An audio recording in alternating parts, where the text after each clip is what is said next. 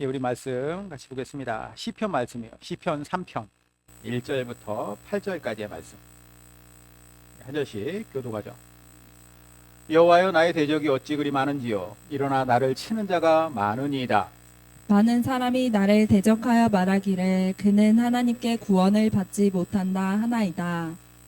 여호와여, 주는 나의 방패이시요 나의 영광이시요 나의 머리를 드시는 자신이이다. 내가 나의 목소리로 여호와께 부르짖으니 그의 성산에서 응답하시는 도다. 내가 누워 자고 깨었으니 여호와께서 나를 붙드심이로다. 천만인이 나를 에워싸 진친다 하여도 나는 두려워하지 아니하리이다. 여호와여, 일어나소서. 나의 하나님이여, 나를 구원하소서. 주께서 나의 모든 원수의 뺨을 치시며 악인의 이를 꺾으셨나이다.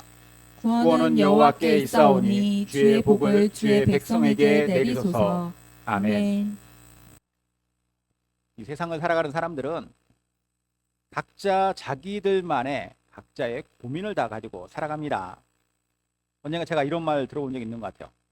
고민거리가 하나도 없는 사람은 죽은 사람뿐이다. 살아있으면 다 고민을 갖고 있죠. 외국 격언 중에서도 No one is without their burden. 인생의 자기의 짐을, 그들의 짐을 가지고 있지 않은 사람은 없다라는 거예요. 고민거리, 힘든 문제, 괴로운 일, 이런 문제들이 없이 이 세상 살아가는 사람은 한 사람도 없어요. 다들 문제를 갖고 있죠. 물론 우리가 고민거리나 문제가 있다라고 하는 것 자체가 다 불행하거나 나쁜 일은 아닙니다. 우리가 어려운 문제, 어려운 고민을 해결했을 때 우리는 그 일로 인하여서, 그 성취로 인하여서 기쁘고 행복하죠. 이런 과정들을 거치면서 작게는 자기 성숙이 일어나고 또 크게 보면은 사회적인 진보도 일어납니다. 어려운 문제를 뛰어넘었을 때, 그것을 극복했을 때 그런 일들이 일어나는 거예요. 그럼 이제 어려운 문제가 있어야 되는 거죠. 문제를 부딪히는 것, 그리고 그 문제를 극복하는 것, 매우 중요한 일이에요. 하지만 그래도 우리는 큰 고민이나 큰 고통 같은 것들을 우리가 겪지 않고 살아가는 삶을 원합니다. 이른바 무탈한 삶. 다들 무탈했으면 좋겠어요. 여러분들도 그렇겠지만 저도 그렇습니다. 인생이 무탈했으면 좋겠어요. 그런데 이게 우리 마음대로 되느냐? 다 무탈하고 싶다고 해서 다 무탈한 건 아니죠. 오늘 본문을 지어서 노래했던 다윗도 그러지 않았을까 생각합니다.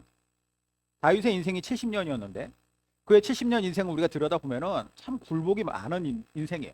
너무 굴곡진 인생, 괴롭고 힘든 인생을 살았습니다. 특히 그의 10대 후반에서부터 30대 초반에 이르기까지의 인생은 정말로 매일매일 매순간 매순간이 목숨이 위태로운, 바람 앞에 촛불처럼 위태로운 그런 인생이었어요. 그러다가 이제 30대 들어서 드디어 그가 이스라엘의 왕이 되었을 때, 그 왕이 되고 죽을 때까지 40년간을 통치했는데 이 기간에는 그가 많은 업적을 남기고 또 하나님께서 보시기에 기뻐하시는 그런 왕의 모습, 그런 면모를 보이기도 했죠. 그러나 그러다가 또 문제가 일어나요.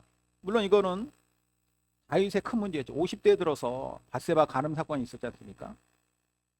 큰 죄악을 저질러요.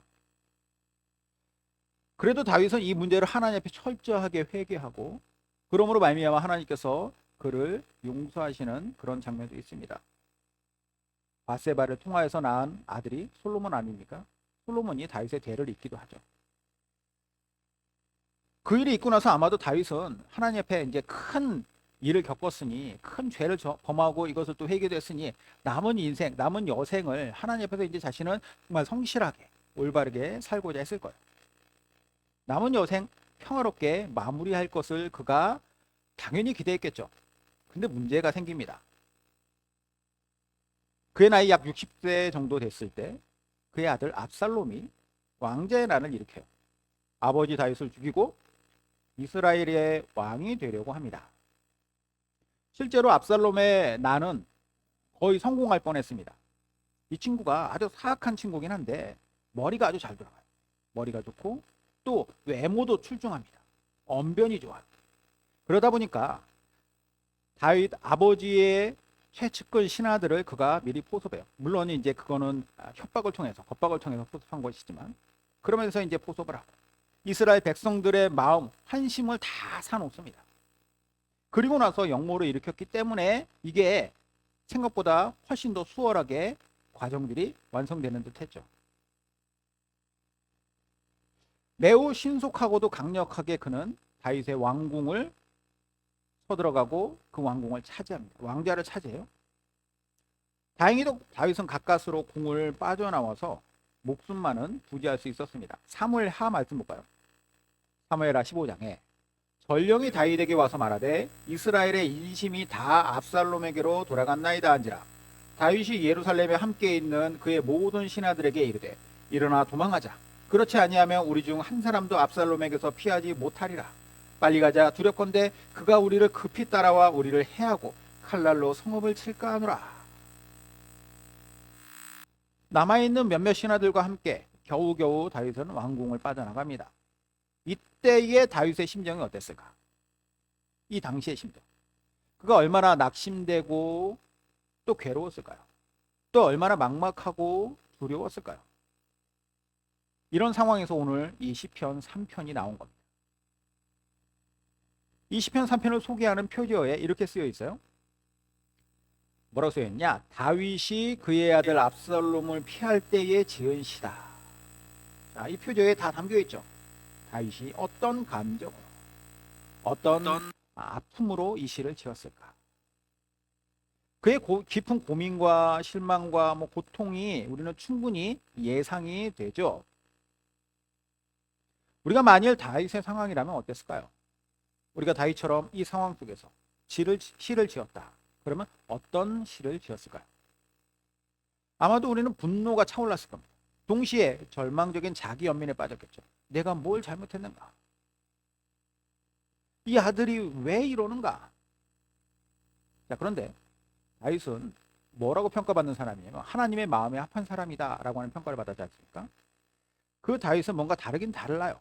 오늘 본문을 통해서 우리가 봉독하면서도 읽으셨겠지만 그의 시에는 한탄이나 절망이나 원망이나 좌절이나 분노가 가득 담겨있는, 그러면서 자기 연민에 빠져있는 그런 시가 아님을 우리는 볼 수 있습니다. 그의 시는 오직 하나님을 온전히 신뢰하는 사람, 어떤 심각한 위기 속에서도 하나님을 향한 흔들리지 않는 믿음을 갖고 있는 사람이 이런 시를 지었을 것이다. 이건 다 우리가 확신할 수 있는 내용이죠. 그래서 오늘 말씀 제목이 위기 속의 믿음이에요. 그는 위기 속에서 어떻게 믿음의 노래를 하는가. 아까도 말씀드렸지만 우리는 이 세상을 살아가는 동안에 여러 가지 크고 작은 고민과 위기, 그리고 인생에서의 짐, 이런 것들을 다 지고 삽니다. 이게 오랫동안 계속 있는 것도 있고, 아니면 갑자기 생겨난 것일 수도 있고, 큰 것일 수도 있고, 작은 것일 수도 있어요.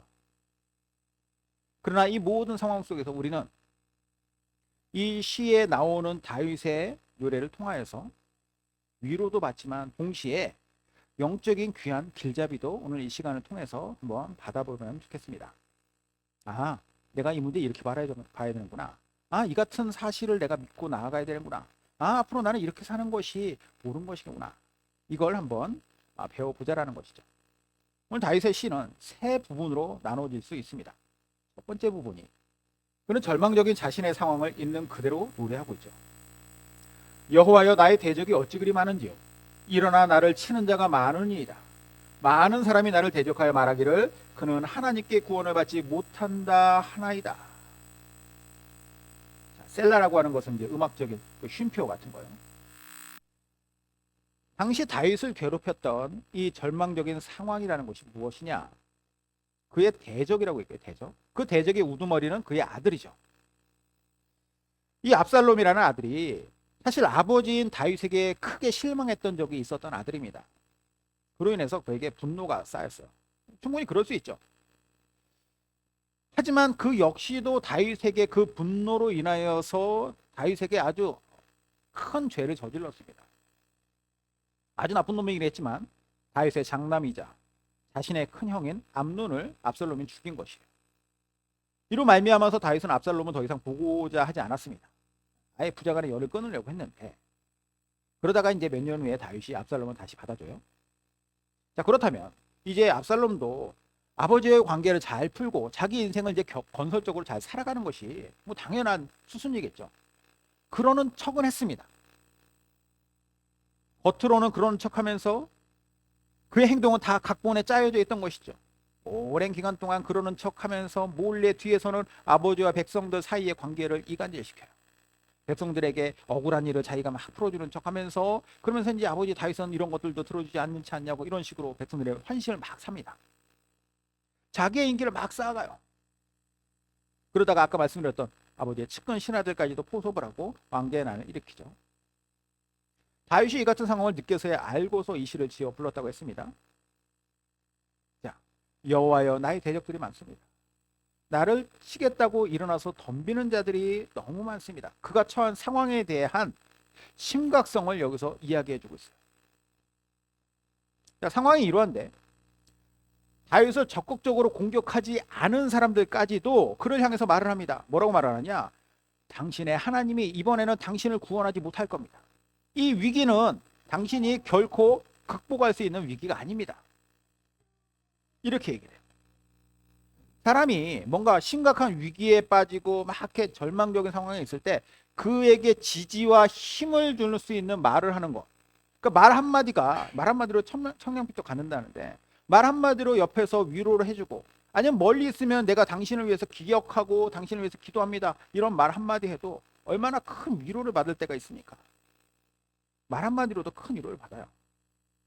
제가 군대 갔을 때, 이제 군대 가기 전에는 이제 IBF라고 하는 동아리에서 있었는데, 휴학을 하고 이제 반년 뒤에 군대를 갔어요.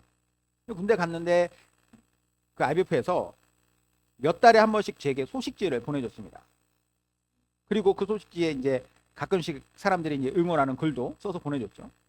그게 그렇게도 고마운 거예요. 만약에 제가 군대 가기 전에 그런 걸 받았다면은 고마워하긴커녕 저는 뜯어보지도 않고 버렸을 거예요. 이게 약간 싸가지 없는 캐릭터. 그런 거 못하러 뭐 이런 거 남사스럽게. 근데 막상 이제 거기에서 편지 보내준 사람 하나 없을 때 누군가가 나를 기억하고 있다. 누군가가 나에게 이런 위로의 말을 해준다라고 하는 것 자체가 너무 고마운 거죠. 그래서 제가 휴가를 나와서 그 소식지를 보내준 친구한테 이제 그 친구는 저보다 나중에 군대를 나중에 갔는데 그 친구한테 가서 군인 월급 모아가지고 제가 피자도 사주고 그랬어요. 기숙사 생활했었기 때문에 제가 그 친구 이제 팬티도 선물해주고 그랬던 것 같은데 놀랍게도 그 친구는 자기는 뭐 별 생각 없이 그냥 자기는 군발이 소식지 담당이라 보내줬다라는 거예요. 그래도 고마웠다라는 거예요. 아마 그때 기억이 너무 소중해서 그랬는지 몰라도 저는 누군가를 특히나 이제 기억에서 사라지기 쉬운 사람들을 기억해 주는 것이 목회자로서의 제 어떤 사명 중에 하나가 아닐까라는 생각을 하게 됐습니다. 그래서 제가 이제 청년 사역을 오래 했는데 그 사역하는 동안에 이제 먼저 천국 간 친구들이 몇 명 있거든요. 그 친구들의 기일에는 웬만하면은 그 묘소를 찾아가려고 합니다. 내가 어렵고 힘들 때 누군가에게 힘이 되어주는 거, 누군가에게 어떤 위로의 말을 해주는 거, 그것은 너무나도 귀한 것이죠. 그런데 반대의 경우는 어떨까? 반대. 무심코 뱉은 말로 상처를 주기도 하죠. 깊이 그 상처를 후벼 파요. 아니면 비아냥거리는 말을 하고 저주하는 말을 한다? 그러면 아예 그냥 더 절망의 구렁처럼 더 밀어버리는 것이죠. 다윗에게 그런 말을 한 사람들이 있더라. 누가 그러느냐? 다윗이 왕이었을 때는 자기들이 불만이 있어도 이 불만을 이렇게 입 밖으로 꺼내지도 못했던 사람들이거든.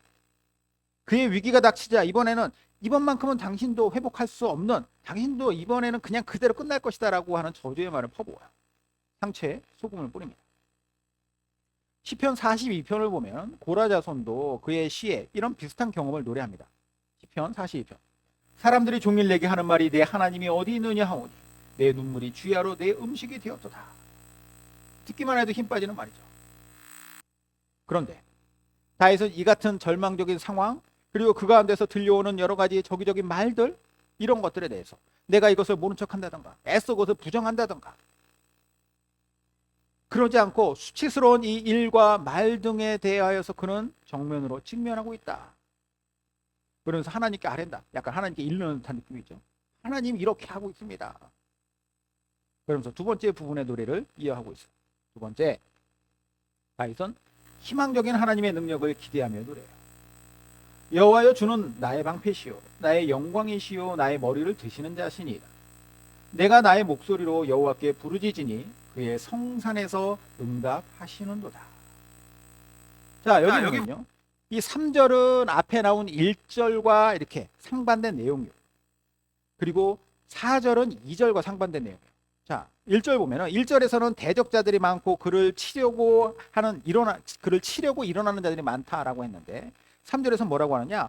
여호와께서 대적을 막는 방패가 되어 주시고 그리고 다윗의 머리를 들게 해 주시는 분이다. 그러니까 대적은 죽이겠다고 그를 누르고 있지만 하나님은 살리시겠다고 그를 일으키세요. 자, 그리고 앞에 2절에서는 너는 하나님께 구원받지 못할 거야 라고 사람들이 저주하는 말을 하지만 4절에서는 다윗이 뭐라고 하느냐? 내가 여호와께 부르짖으면 하나님이 성산에서 나를 구원하실 거야, 응답하실 거야 라고 희망 섞인 말을 하죠. 사실 지금 눈앞에 있는 상황만 보면은 다윗의 희망이라는 것은 헛된 희망에 가깝습니다. 이걸 어떻게 그가 극복할 수 있어요? 억지로 희망으로 돌리는 거죠. 될 수 없는 일인데 지금 그의 상황을 보십시오. 가까스로 왕궁을 빠져나왔어요. 겨우 목숨만 부지한 상황. 그 옆에 신하들 해봐야 얼마나 되겠습니까? 요즘에는 나이 60이 그렇게 많은 나이가 아니지만 당시에는 상당히 많은 나이예요. 젊을 때 날고 기었던 이 다윗이라 할지라도 나이 60에 지금 상황을 보면은 어떻게 그걸 극복할 수 있냐라는 거죠. 실제로 다윗은 약 10년 뒤에 죽는데 나이 70에 마지막에 그 모습이 어땠는지를 열왕기서는 이렇게 기록하고 있습니다. 열왕기상 1장 2절. 다윗 왕이 나이가 많아 늙으니 이게 이제 70살에 돼요. 이불을 덮어도 따뜻하지 아니한지라. 물론 이제 아직 10년이라고 하는 시간이 남아 있으니까 뭐 이 정도까지는 아니었겠죠. 이건 뭐 거의 다 막 죽어가는 모습인데. 분명히 그러나 지금 이 상황 그 60대의 다윗은 피지컬적으로나 정서적으로 매우 약해져 있다라고 하는 것은 분명할 겁니다. 여기에 다수의 측근들, 신하들이 등을 돌린 상태. 그를 지지해줄 백성도 없어요. 다들 젊고 잘생기고 용의주도하게 자기 이미지 메이킹 잘한 압살롬한테 마음을 다 홀딱 뺏겼습니다. 이런 상황에서 회생이 불가능해 보이는데 다윗의 신은 희망적인 하나님의 능력을 노래하고 있다라는 거죠. 적어도 그는 하나님과 문제, 하나님과 대적 요 둘을 비교해 봤을 때 누가 더 강한 존재냐? 누가 진정한 역사의 주인이냐 세상의 주인이냐 이것을 분명하게 알고 있는 사람, 그것을 분명하게 여기 이 시에 담아내고 있죠. 하나님이 살아계시니 이 모든 상황은 이제 뚫고 갈 수 있을 것이다. 우리가 이 같은 하나님에 대한 기대나 하나님에 대한 소망, 뭐 하나님에 대한 확신 이런 게 없다면 사실 우리는 그분께 기도를 한다 할지라도 그 기도가 늘 불안정할 겁니다. 그리고 이런 불안정한 기도에 과연 하나님은 어떻게 응답하실까요? 평소에 얼마나 기도를 많이 했던지 그의 별명이 낙타 무릎이라고 했던 사람이 있습니다. 야고보라는 사람. 야고보가 야고보서라는 편지를 썼죠. 그의 야고보서에 1장 6절에 이렇게 말하고 있습니다. 오직 믿음으로 구하고 조금도 의심하지 말라. 의심하는 자는 마치 바람에 밀려 요동하는 바닷물결 같으니 이런 사람은 무엇이든지 죽게 얻기를 생각하지 말라. 두 마음을 품어 모든 일에 정함이 없는 자로다. 자, 여기서 야고보가 뭐라고 얘기하느냐? 조금 더 의심하지 말고 믿음으로 구하라 라고 했는데 의심하지 말고 믿음으로 구하라고 했을 때에 이 의심하지 말아야 될 것이 무엇일까요? 내가 기도하는 거라면 다 이루어질 수 있습니다. 요거에 대해서 의심하지 말라고 하는 걸까요? 아니에요. 기도의 내용이 아니라 기도의 대상이에요. 의심하지 말아야 될 것은 내 기도의 내용이 이게 믿어질 줄 믿습니다. 이게 아니라 이것을 이루고도 나오실 하나님을 믿습니다. 이거 의심하지 말라. 나의 모든 믿음의 기도를 들으실 분, 어떠한 역사라도 능히 이루어내실 살아계신 만군의 여호와 하나님에 대한 믿음입니다. 이게 흔들리지 말아야 합니다. 만약에 그분께 기도할 때 그분의 능력과 그분의 사랑하신 마음을 믿지 못한다면 그게 어떻게 정결한 기도로서 하나님께 온전히 드려질 수 있겠습니까? 어떤 때에는 그분의 존재 자체를 믿지 못하는 그런 기도를 하는 사람도 있습니다. 우리가 참 인간이 마음이 간사한 죄인이에요. 그렇죠? 그래서 그분께서 침묵하시면 그 침묵이 길어지면 어떻게 하냐? 점점 그분의 능력에 대한 의심도 생깁니다. 그분의 사랑에 대한 의심도 생깁니다. 나를 기억하시는가? 내 기도를 들으시긴 했는가? 나아가서는 그분의 존재까지 의심할 때도 있습니다. 필립 얀시가 하나님 당신께 실망했습니다 라고 하는 책을 썼는데 그 책에 그가 만났던 학생, 리처드라고 하는 학생과의 이야기가 나와요. 리처드는 휘튼 대학에서 신학 석사 과정을 하고 있었던 학생이었습니다. 이 학생이 학교에서 과제 때문에 이제 뭐 욥기에 관한 논문을 써서 냈어요. 근데 이 내용을 교수님이 읽어보고 이 내용이 너무 좋으니까 이 욥기의 이런 관점들이 너무 신선하니까 이걸 한번 책으로 내면 좋겠다라고 하는 제안을 합니다. 그래서 그 제안을 교수님으로부터 받고 이 리처드가 필립 얀시, 워낙 유명한 저술가죠. 이 필립 얀시한테 연락을 해서 자기의 논문 한번 읽어봐달라라고 부탁을 했어요. 처음에는 필립 얀시도 별로 기대를 하지 않았습니다. 석사과정의 학생이 논문을 썼을 때 그게 뭐 얼마나 대단하다고 느껴졌어요. 근데 이걸 보니까 너무 신선한 거야. 그래서 리처드한테 필립 얀시가 그래 내가 도와줄게. 그러면서 그 책이 나오면은 그가 그 책에 대한 어떤 추천의 글도 써주고, 그리고 6개월의 기간이 남았는데 이 책이 출간되기 전까지 이거를 마무리하는, 이렇게 다듬는 과정들에 필립 얀시가 도움을 줘요. 그리고 나서 책이 출간될 즈음에 리처드가 필립 얀시를 찾아옵니다. 그리고 뭐라고 하느냐? 저는 더 이상 하나님의 존재가 믿어지지 않습니다. 라고 얘기해요. 이유는 뭐냐?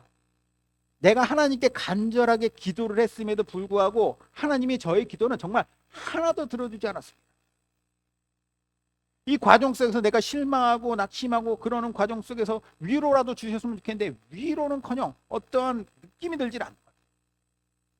그래서 이 친구가 제가 회심을 했습니다. 하나님으로부터 등을 돌리는 회심을 했습니다. 이런 얘기를 하는 거예요. 자기 가지고 있었던 책들을 다 불태워버리고, 신학서적이죠. 그러면서 리처드가 했던 말이 이렇게 얘기해요. 어쩌면 제 문제는 욥기를 연구하면서 시작되었는지도 몰라요. 저는 욥을 좋아했죠. 그는 하나님께 두려움 없이 솔직했거든요. 하나님 앞에서 진지했습니다. 욥과 저의 다른 점은 끝이 다르다는 것입니다. 하나님은 욥의 모든 고통 끝에 그에게 나타나셨지만 제게는 나타나시지 않았습니다. 이유가 좀 약간 찌질하다는 느낌이 들었는데 왜 그러냐? 그가 기도했으나 응답받지 못했던 그 시간과 고통이 과연 욥과 비교할 만했을까요? 욥 가진 재산 다 날렸거든요. 한순간에 욥의 자식들 싹 다 죽었거든요. 욥의 와이프는 욥한테 왜 그러면서도 하나님께 여전히 희망을 걸고 있느냐라고 말하면서 하나님을 저주하고 나가 죽으라고 그렇게 말하고 떠났어요. 그리고 욥에게는 아주 심한 부스럼증이 생겨서 막 기와장으로 몸을 긁어야 될 정도까지 됐습니다. 그러면 그 욥이 당했던 그 고통과 좀 비견될 만할 수 있겠냐라는 것이죠. 그런데 인간이라는 존재가 그래요. 남의 팔이 잘려가지고 아파하는 것보다 내 손가락 조금 베인 게 더 아픈 거죠. 남의 아픈 거 나의 아픈 거는 비교할 수 없어요. 그래서 항상 어떻게 생각하느냐? 내 고통이 남보다 더 크다고 생각해요. 자신이 가장 큰 고통 속에 부르짖었다라고 하는데 그런 상황에 하나님의 응답이 없다? 하나님이 내게 느껴지지 않는다? 그러면은 그게 과연 하나님이 존재하시지 않는 것인가? 리처드는 맥을 잘못 짚은 거예요. 하나님께 실망했다고 하는 많은 사람들이 이렇게 잘못 짚어요. 내 기도의 내용에 대한 확신이 아니라 내 기도를 응답하실 하나님에 대한 확신. 그 확신이라는 것은 그분이 잠잠하고 응답하지 않으시는 것 같고 아무 소리가 나지 않는다 할지라도 그래도 하나님에 대한 분명 확신을 가지고 나아가요. 엘리야가 갈멜산 사건 그 영적 전투를 이기고 나서 다 사람들이 변화될 줄 알았어요. 그런데 엘리야의 기대와는 달리 이세벨이 날뛰는 거예요. 엘리야 죽여버리겠다고. 그래가지고 엘리야가 이제 도망가지 않습니까? 북이스라엘에서 남유다를 거쳐가지고 밑으로 쭉 내려가요. 광야까지 들어가서 로뎀나무 아래서 뭐라고 그래요? 이제 나는 아무런 힘도 없습니다. 다 소진됐습니다. 깊은 우울증에 빠진 사람 같아요. 죽여달라고. 나는 그냥 죽는 게 좋겠습니다. 그러니까 하나님 어떻게 하십니까? 그를 더 멀리 호렙산까지 가가지고 거기에 굴에 들어가 있어라. 그리고 하나님께서 그를 만나주시는데 어떻게 만나주세요? 큰 바람이 일고 동굴 앞에서 막 바람이 일는데 그 바람 가운데 하나님이 계시지 않고 큰 불이 막 생기고 화산이 터지는 그런 것, 지진이 있으면서 그러면서도 하나님이 거기 계시지 않아요. 그러고 나서 어떻게 세미한 음성 가운데 있어요. 이게 뭘 보여주느냐? 엘리야의 마음은 하나님이 정말로 막 큰 지진 같은 바람 같은 태풍 같은 막 화산 같은 그런 어떤 하나님의 역사를 막 보여주셔가지고 이스라엘 사람들 막 다 뒤집어 놓고 막 그래가지고 회개하고 이걸 기대했는데 하나님 그러지 않으셨다는 거예요. 세미한 음성 가운데 있으면서 그를 위로하시고 다시 이렇게 세우시는 거죠. 하나님의 방식은 하나님이 행하시는 것이지 인간이 내가 이룰 것이다 라고 기대하는 거기에 하나님을 꾸겨넣어 가지고 그게 하나님이 아니면 그러지 않으면 하나님이 존재하지 않는 거야. 얼마나 어리석은지. 자, 다윗은 어떻게 했냐? 절망적인 상황이 눈앞에 보이는 거 그것에 대해서 자기가 이것을 뭐 축소 해석하거나 그러지 않았어요. 그거 있는 그대로 보는 거죠. 그러나 그 막막한 가운데서 그는 희망적인 기도를 올려드리는 거 그걸 왜 그럴 수 있느냐? 하나님의 존재에 대한 하나님이 어떤 분이신지에 대한 확신의 믿음이 있었기 때문입니다. 그래서 마지막 세 번째 부분을 노래하고 있어요. 마지막 세 번째 의지적인 자신의 결단을 선포하며 노래합니다. 내가 누워 자고 깨었으니 여호와께서 나를 붙드심이로다. 천만인이 나를 에워싸 신친다 하여도 나는 두려워하지 아니하리이다. 여호와여 일어나소서. 나의 하나님이여 나를 구원하소서. 주께서 나의 모든 원수의 뺨을 치시며 악인의 이를 꺾으셨나이다. 구원은 여호와께 있사오니 주의 복을 주의 백성에게 내리소서. 5절에 보면 여기 누워 자고 깨었으니 라고 하는 말. 자나깨나 언제나 내가 자나깨나 언제나 비록 위기 상황이지만 하지만 하나님께서 나를 항상 지켜주십니다. 붙들어 주십니다. 이걸 나는 확신합니다. 이 믿음의 확신은 6절에 아주 유명한 이 표현을 낳았죠.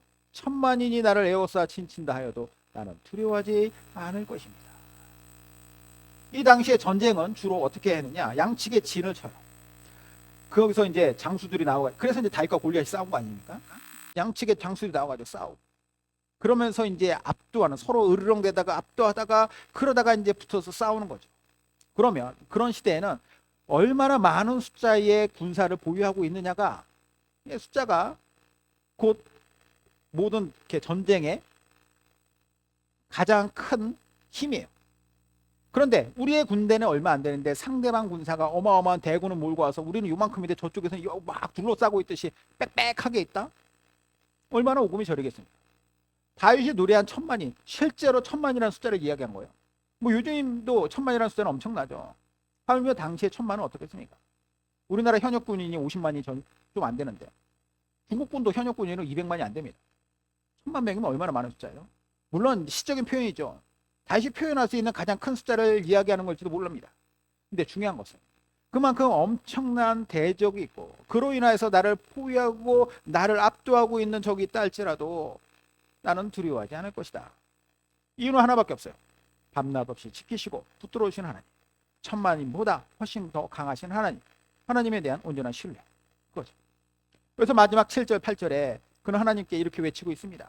여호와여 일어나소서. 나의 하나님이여 나를 구원하소서. 주께서 나의 모든 원수의 뺨을 치시고 악인들의 이를 꺾지 않으셨습니까? 구원은 오직 하나님께 있사오니 주의 복을 주의 백성인 저에게 베푸소서. 이 마지막 절 읽으면서 저는 이런 생각했어요. 다윗이 지금 이 상황, 이 모든 상황 앞에서 쫄리는 마음이 있었을까? 어떻게 생각하십니까? 쫄리는 마음? 없었을 거예요. 왜냐? 하나님에 대한 아주 분명한 믿음의 확신이 그에게 있었기 때문이다. 이걸 통해서 그는 자신의 미래에 대한 의지적인 결단을 아주 명확하게, 명백하게 이야기하고 있습니다. 나는 여호와께서 지키시고 도우시는 그런 사람이 지금 내 앞에 있는 그리고 또 앞으로 닥쳐올 어떤 위협에도 나는 결코 망하지 않을 것이고 그래서 비록 지금은 당장 괴롭고 힘들고 어렵지만 결국에는 이 위기조차 나를 성장시키는 성장통이 될 것이니 나의 믿음은 더욱더 굳건해질 것이다. 여러분 저는 이 고백이 그냥 다윗의 고백으로 끝나고 우리는 그냥 그것을 부러워하는 구경꾼으로 그냥 끝나지 않게 바라요. 그의 고백 전부가 바로 저와 여러분의 고백이 되길 바랍니다. 지금 어떤 위기가 우리 눈앞에 있습니까? 어떤 무거운 삶의 짐이 있으신가요? 오늘 이 다윗의 시를 통해 위기 속의 믿음, 우리의 이 위기 속의 믿음이 우리의 강력한 무기가 되어서 이것을 우리가 장착하여서 모든 상황 속에서 당당하게 그 상황, 이 문제들을 뚫고 나가시는 저 여러분 되시기를 주님의 이름으로 축원드립니다. 아멘. 기도하겠습니다.